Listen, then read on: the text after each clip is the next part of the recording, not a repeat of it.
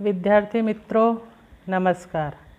हम ऐसे बने परिसर अध्ययन भाग 2 का पाठ 3 पर पृथ्वी पर सजीव यह पाठ पढ़ेंगे।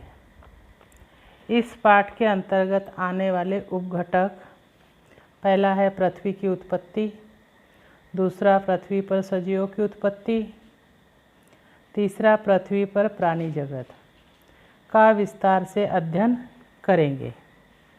पहला, पृथ्वी की उत्पत्ति।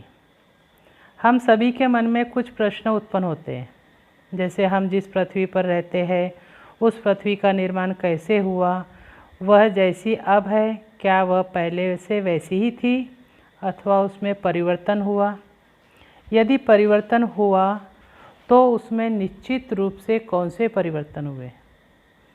वैज्ञानिक अनुसंधान के आधार पर यह माना जाता है कि लगभग 4.5 अरब वर्ष पूर्व अति तप्त यानी बहुत गर्म गैस और धूलि से मिलकर बना एक विशाल और प्रचंड गतिमान बादल अंतरिक्ष में निर्मित हुआ। उसकी वेगवान और चक्राकार गति के फलस्वरूप उसके टुकड़े टुकड़े हुए और सूर्य तथा सूर्य के चारों ओर घूमने वाले ग्रहों का निर्माण हुआ। उनके नाम इस प्रकार हैं, जैसे पहले बुध, दूसरा शुक्र, तीसरा पृथ्वी, चौथा मंगल, पांचवा गुरु, छठवां शनि, सातवां यूरेनस और आठवां नेपच्यून।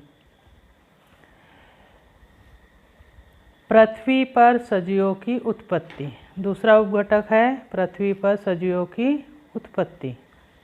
इन सभी ग्रहों में केवल पृथ्वी पर सजीव पाए जाते हैं।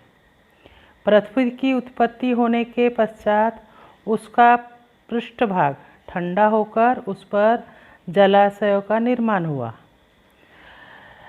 जलाशयों का निर्माण होने के लिए लगभग 80 करोड़ वर्ष बीत गए। ऐसा माना जाता है कि इन जलाशयों के कारण सबसे पहले अनेक प्रकार के एक कोशीय सजीव उत्पन्न हुए। आदिजीव नाम से पहचाने जाने वाले इन एक कोशीय सजीवों में से क्रमशः बहुकोशीय सजीव उत्पन्न हुए। एक कोशीय सजीव अति सूक्ष्म होते हैं। वे खुली आँख से दिखाई नहीं देते। उन्हें देखने के लिए सूक्ष्मदर्शी यंत्र की आवश्यकता होती है। तीसरा है उपघटक पृथ्वी पर प्राणी जगत। पृथ्वी पर पाए जाने वाले सजीव जगत में प्राणी एवं वनस्पति होती है। यहाँ हम प्राणी जगत का विचार करेंगे। उन प्राणियों की कथिपत विशेषता इस प्रकार हैं। पहला तो प्राणी श्वसन करते हैं।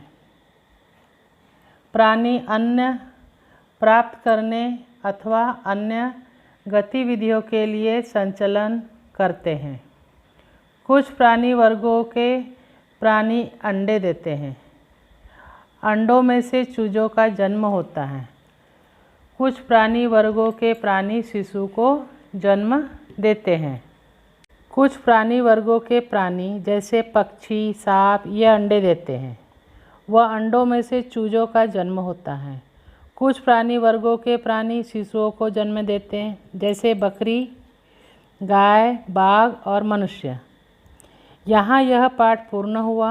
अब इस पाठ के स्वाध्याय में जो प्रश्न दिए हैं उन्हें हल करके अपनी नोटबुक में लिखना है और इसे 6वीं ड ग्रुप में भेजना है और कमेंट्स बॉक्स में अपना नाम लिखना है।